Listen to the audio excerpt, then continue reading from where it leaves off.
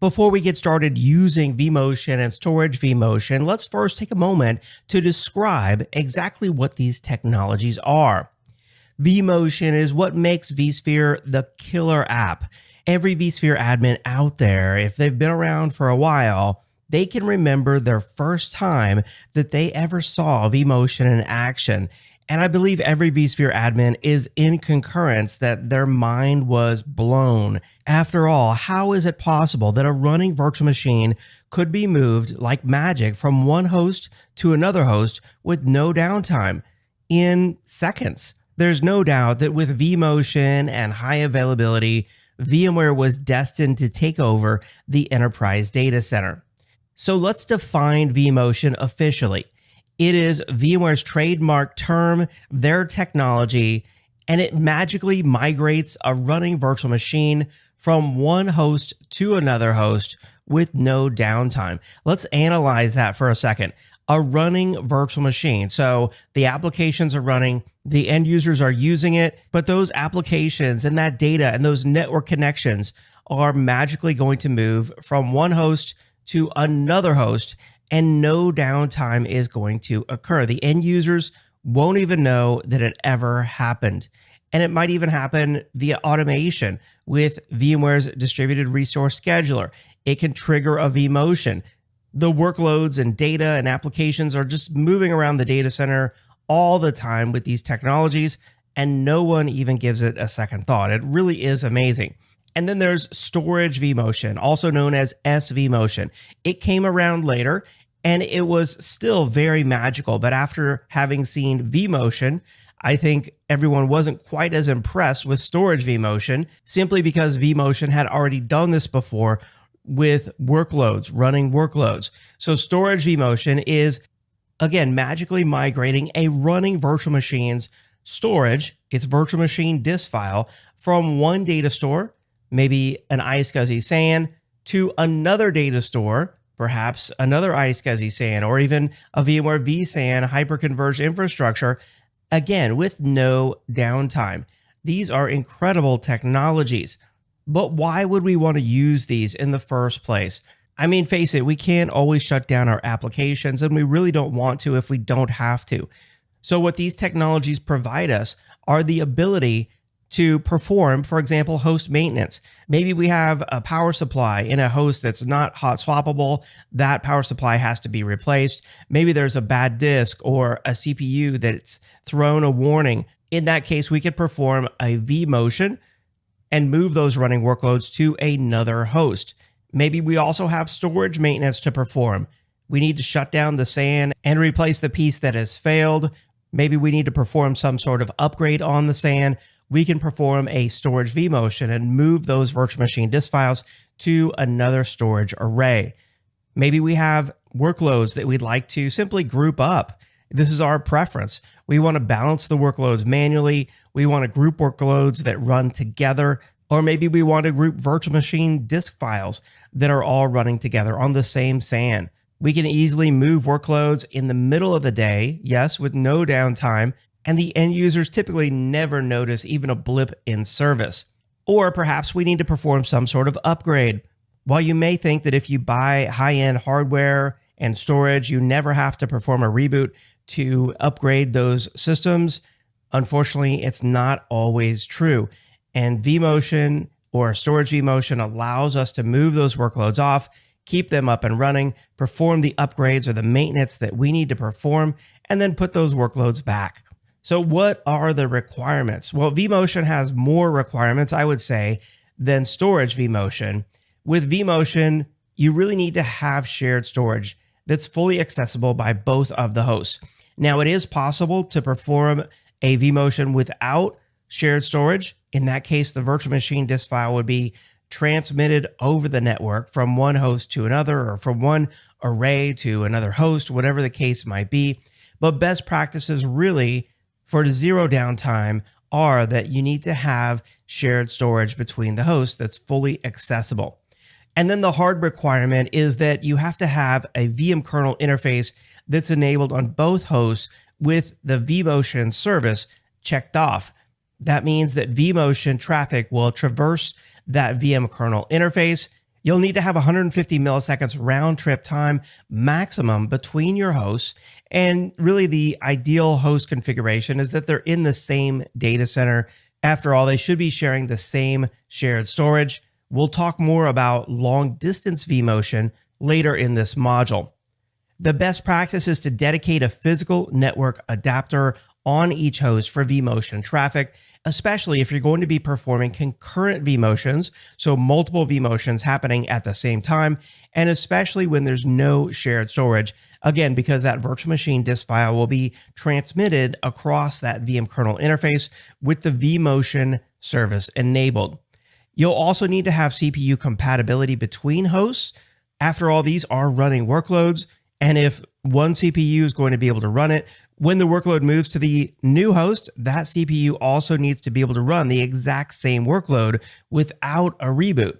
So you need to have compatibility between these hosts when it comes to the CPU, or use something called Enhanced vMotion Compatibility, also known as EVC, and we'll talk about that later in the module. So that's what you need to know about vMotion and storage vMotion. Now let's talk about what's new in vSphere 7. With vSphere 7, VMware has made a number of improvements to vMotion, and this is something they have continued to do over the years, which is really incredible. I mean, after all, VMware vMotion was introduced in 2003. That is very long ago, and with every release since then, new improvements have been made. For example, in 2008, storage vMotion was released. So that's 5 years between the introduction of vMotion and storage vMotion. And then in 2021, with vSphere 5.1, shared storage was no longer required. However, with vSphere 6.x, there's more adoption of large virtual machines, but what people found was that there was still a performance impact of using vMotion on these very large VMs. So what vSphere has done with vSphere 7 is, first off, they've optimized the logic of VMware vMotion. And what that means to VMware is a new design of exactly how this works that results in a reduced performance impact, even for these crazy large monster virtual machines. To accomplish this, what VMware does is to perform what they call pre-copy optimizations. They now more efficiently install a page tracer, and they pre-copy memory, and they do it at a much more granular level. And then finally, in the end, what they also do is reduce what they call the stun time.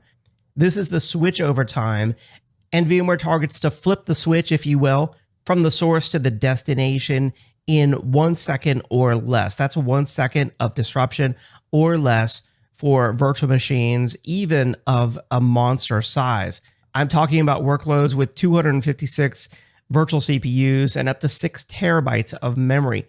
So through these performance improvements, they're able to reduce the time, the performance impact, and the switchover time or stun time to 1 second or less, even with very large virtual machines. So there's no longer a performance impact on virtual machines when you perform a vMotion. And overall, the vMotion time has been improved by 20 seconds, according to VMware's statistics. So it's great to see VMware continuing to improve VMware vMotion. And I should also mention that VMware has continued to improve storage vMotion as well. And storage vMotion in vSphere 7 also has a number of performance improvements that you should be aware of. And storage vMotion in vSphere 7 also has a number of performance improvements that I'm sure that you'll see when you implement it in your vSphere environment. EVC stands for Enhanced vMotion Compatibility. And the idea behind Enhanced vMotion Compatibility is to ensure CPU compatibility between hosts, even though they might be slightly different, so that powered on virtual machines can be vMotioned from host to host. So what is CPU compatibility? Well, VMware vCenter will ensure that hosts have compatibility when it comes to their CPUs prior to a vMotion happening. If the hosts aren't compatible, then the vMotion simply won't work. And of course, to use VMware's distributed resource scheduler, you need vMotion. And honestly, this compatibility issue typically happens when you add hosts to an existing cluster. Maybe the new hosts that you purchase are from a different CPU family. And I'll tell you, you either need to stick to all AMD or all Intel hosts in a cluster, or else enhanced vMotion compatibility isn't even going to be able to help you. EVC steps up to provide compatibility between different families from a specific vendor. In other words, let's say that you have a vSphere cluster using all Intel CPUs. You bought servers this year, and then 2 years from now, you buy new servers to add to the cluster, but those servers have newer CPUs. Most likely the older CPUs weren't even still available. And now you have CPUs from different families. Even though they still come from Intel, the same vendor, they don't have the same feature set. And it's enhanced vMotion compatibility that can step in and mask the differences to ensure that vMotion can still be successful, even though you have slightly incompatible CPUs. Let's go over to the vSphere client, and I think you'll understand more once you see it for yourself. If you go to the cluster level and click Configure, and then go down to VMware EVC or Enhanced vMotion Compatibility, this will be disabled by default, but if you click on Edit to edit your EVC mode, if you have a cluster where your hosts are using AMD CPUs, but they have some family incompatibilities, you would select Enable EVC for AMD hosts. And this tells us how EVC will help us to bridge the differences between the different AMD Opteron generational feature sets. However, vCenter knows that our hosts in our cluster don't have AMD CPUs at all. In our case, we're using Intel-based CPUs, and what you can do is to set the CPU mode to a specific family of Intel CPUs and mask the differences from other families in the cluster. Now, it tells us that we can't enable this because one of the hosts has a virtual machine that's powered on. So what we'll need to do is to shut down this virtual machine. And with that, we can go back into the EVC configuration and enable EVC for Intel hosts. And then set the CPU mode to a specific family of Intel CPUs, masking the difference of all the other families of CPUs running in the cluster. You can see that validation succeeded. We'll click OK. And with that, we just enabled VMware's enhanced vMotion compatibility. You can see the details here and how exactly this masking works. Now, I'll tell you that this can get very complex, and you'll have to do additional reading on exactly which CPU mode to select based on the types of servers that you have in your cluster. And because that's going to vary from cluster to cluster and company to company, we're not going to get into that in this lesson. The important thing to know is that VMware Enhanced vMotion Compatibility is there to help you bridge the differences between different CPU families in a cluster, but they still all have to be from one single vendor, for example, AMD or Intel. And without Enhanced vMotion Compatibility, if you have different CPUs in your cluster from different families, it's likely that you won't be able to vMotion your virtual machines. So keep that in mind. We've talked about exactly what vMotion and storage vMotion do, but what's the exact process? Let me walk you through it here step by step.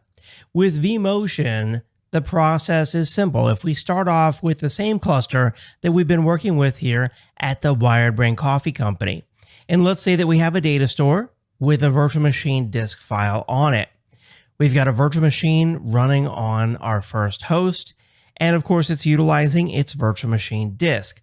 Just like as DRS or Distributed Resource Scheduler will automatically migrate virtual machines using vMotion, what we're talking about here is something that you initiate for a variety of different reasons that we talked about.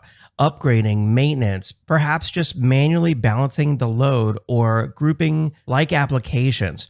You initiate this vMotion, which we'll be doing here in just a moment. The virtual machine moves to another host, but the virtual machine disk file stays where it is. With storage vMotion, the process is again very similar to that of storage distributed resource scheduler, where we have our cluster with our 3 hosts. We have a data store. In this case, it's a NAS. There's a virtual machine that's running on a host. And of course, it's using the NAS for its virtual machine disk file storage. We have a second data store. Let's just say it's running on a SAN, and we choose to do a storage vMotion. We'll specify the new data store that the virtual machine disk file should move to. And of course, the virtual machine stays where it is, but is now utilizing the migrated virtual machine disk. And the cool thing is that you can actually do a vMotion and a storage vMotion at the same time. In fact, that's what's called shared nothing migration, or migration in vMotion environments without shared storage. Of course, all this occurs in a local data center, but what if we wanted to do a long distance vMotion? Let's talk about that for just a moment. When we talk about long distance vMotion, we really need to explain exactly what we mean and exactly what all this could entail, because there's a number of different scenarios related to long distance vMotion. At a high level, the idea here of long distance vMotion is simply if we took our existing data center at the Wired Brain Coffee Company with 3 hosts and a single virtual machine, and let's say that we had a second company that we've purchased. Perhaps it's another chain of coffee shops over in Duck, North Carolina. We've got another data center there as well. These two are connected via a high-speed network, and we use vMotion to migrate a virtual machine from one data center to another data center. This is our long-distance vMotion. And at a high level, that sounds great, but then you get into a few different scenarios here. One is, do each of these data centers have access to the same shared storage? Did the storage for that virtual machine actually move? Or did the virtual machine's compute resources simply migrate with a vMotion? In other words, did we do a vMotion and a storage vMotion at the same time? Or did the virtual disks stay where they're at? The other question here is, are both of these clusters managed by the same vCenter server? Or do they have different vCenter servers? Well, in this case, it's likely that since they're different physical locations, they're separated by a high-speed network, but with considerable distance. Surely the ping time is less than 150 milliseconds round trip, so we should be able to vMotion these virtual machines, but we would be performing cross vCenter migration. And it's very likely that we'd also be performing storage vMotion, because these two data centers don't share a single storage array. The point being here that when we talk about long distance vMotion, we have to be specific and we have to consider all the different scenarios, because there are a number of different scenarios. Are we doing vMotion without shared storage, which means that a storage vMotion also has to occur? And are we performing migration between vCenter server systems, which is typically likely if these are two separate physical data centers? So let's take a moment to analyze the different migration scenarios. First off, we have vMotion with shared storage, but over a long distance. And that can be easily accomplished as long as you have storage that can be accessed by hosts on either side of this network, and as long as your round trip time is 150 milliseconds or less. In this scenario, we're simply doing vMotion. We just have to make sure that we meet the requirements. We aren't migrating the storage at all. The virtual machine disk files stay where they are because that shared storage is accessible by both hosts, the source and destination host. And then we have vMotion without shared storage, also over a long distance. In this scenario, we're migrating the virtual machine disk file using a storage vMotion as well as the vMotion to move the running virtual machine.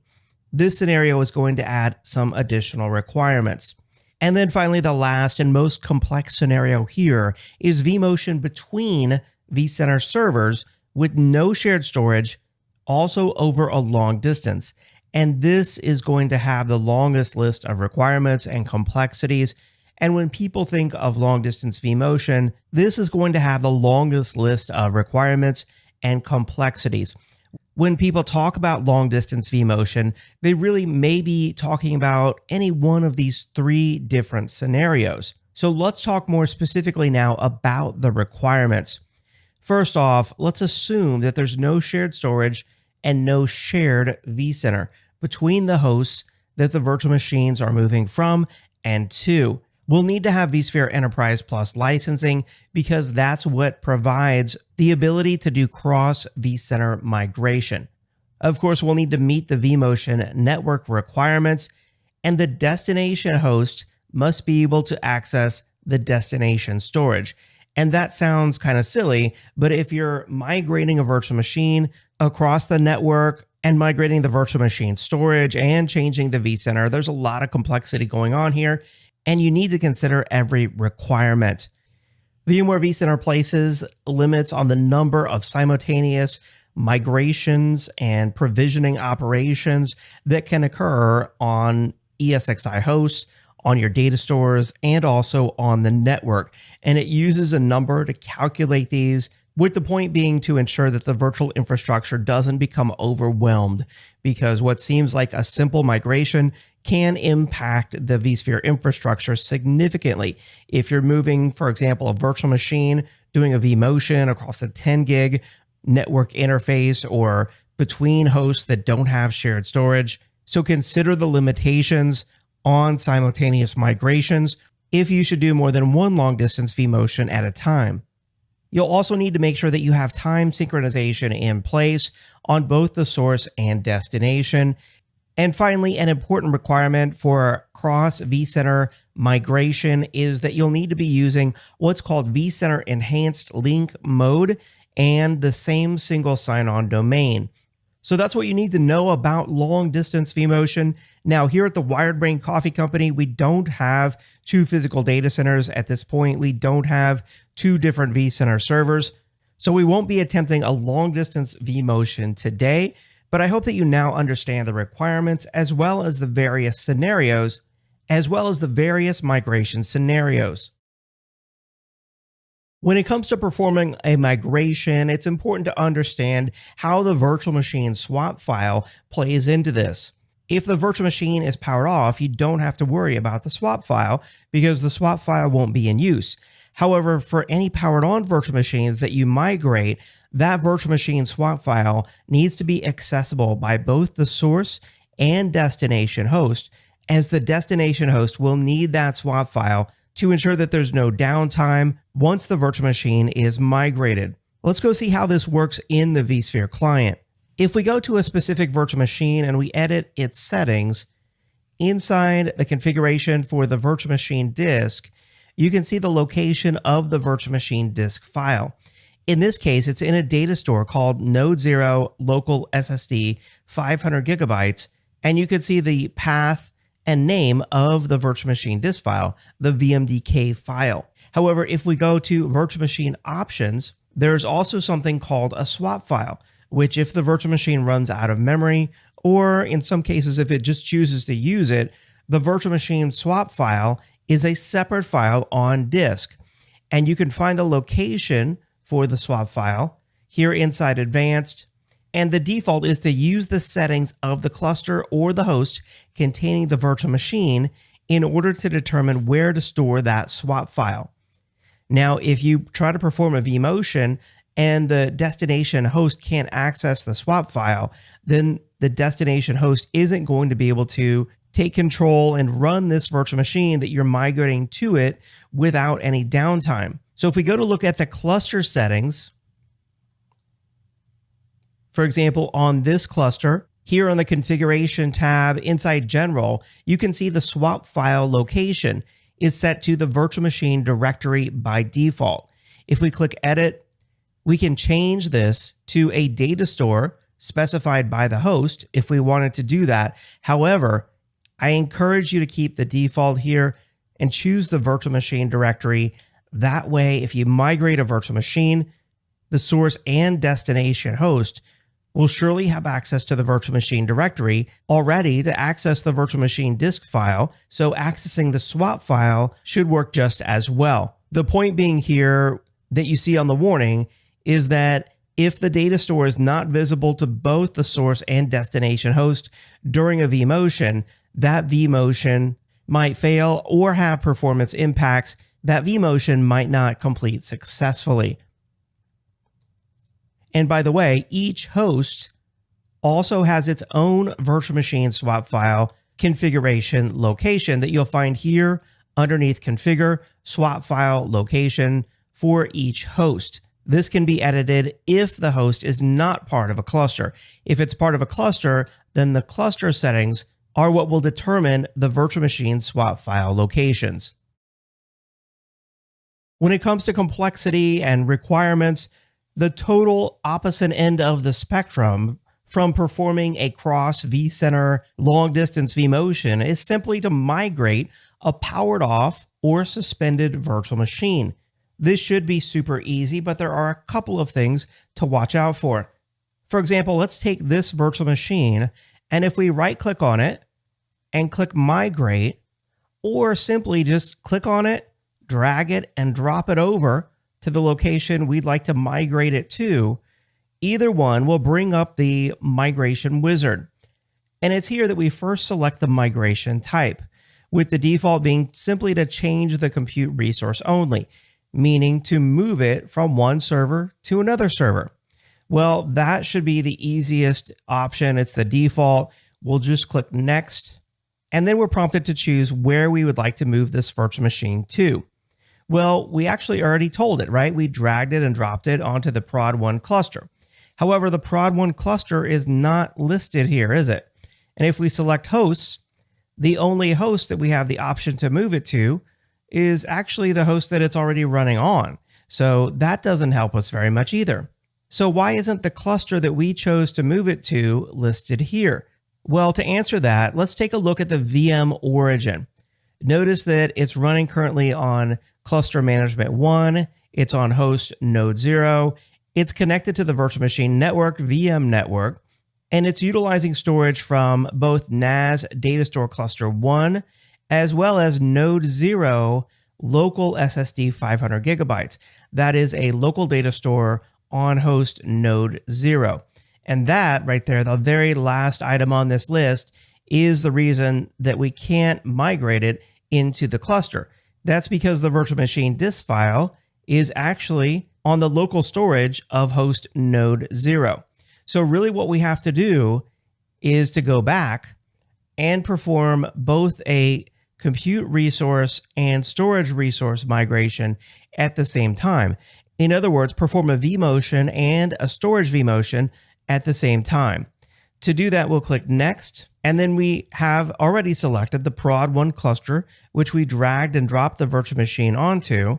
At least that's showing up for us now. We'll click Next, and then we select the storage where we want this virtual machine migrated to. So it's being migrated from local storage on host node 0 that the nodes running in the prod1 cluster simply can't access. So the virtual machine disk will be migrated to, let's say, NAS data store cluster 1. And the wizard tells us that it can't provide complete compatibility validation because this storage is actually part of an SDRS data store cluster. Well, I can tell you it's going to work just fine. So let's not worry about that right now. We'll click Next and Finish. So now we're performing both a storage vMotion and a vMotion at the same time. So the Windows 10 legacy app virtual machine will be migrated. As you can see here, it's 40% complete, performing the storage vMotion of the virtual machine to the shared NAS, and then the compute vMotion to one of the hosts in the prod1 cluster. That host will be selected by Distributed Resource Scheduler as the best host to run this workload. Let's give the storage vMotion a moment to complete. And with the migration complete, you can now see that the Win 10 legacy app virtual machine is running in the prod1 cluster, and its storage has been moved to the NFS NAS. Of course, the virtual machine was powered off at all times, so the availability and the time that it took really wasn't an issue. But it was important to understand what type of migration that you needed to perform. So now let's go ahead and power on this VM. And up next, we'll perform a migration of a running virtual machine. At this point, we've met all the requirements. We've learned about the different scenarios. We performed a migration of a powered off virtual machine. So now let's perform a migration of a running virtual machine. We have a running Windows virtual machine. We can open up the console and log in. And let's go ahead and start with a command prompt, a continuous ping to the default gateway. All right, we've got our ping going. It's not going to stop. We're getting fantastic response. If we go back to the vSphere web client, this Windows 10 legacy virtual machine is actually running on node 2 right here. You can see if we select node 2 and the virtual machines tab, you can see that's where it's running. If we were to right click on it and perform a migration and change the compute resource only, this would just be a traditional vMotion. I'll click next. And we want to move it from node 2, let's say, to node 3. Perhaps we need to perform maintenance on node 2. I'll select node 3. The compatibility checks succeeded. We'll click next. We'll take the default to use the same virtual machine network, and we'll choose to schedule a vMotion with high priority, which is recommended. We'll click finish, and very quickly this virtual machine will be relocated. If we click on the virtual machine, you can watch our ping times. We get a momentary loss of the console. If I push refresh, it still continues. The pings have not stopped. And if we go back, the migration completed. The pings never lost a beat. In fact, let's do a Control-C. And you can see the result here. We sent 290 pings. We received 290 pings. We lost 0, and there was 0% packet loss. In fact, the only blip I saw in the pings, if we scroll on up, notice one ping right here, instead of being less than 1 millisecond, was actually equal to 1 millisecond. That's exactly when the vMotion happened, and exactly when the virtual machine completed the migration to the new host. If we go to node 3, here is the same virtual machine, moved from node 2, now running on node 3, thanks to our virtual machine migration with vMotion. That's how easy it is to vMotion a virtual machine. That's what VMware's distributed resource scheduler will be doing in a fully automated way to ensure that your virtual machines get the resources that they need. And you can do a vMotion anytime you want. Again, with zero downtime, we just proved it to the applications running on the virtual machine.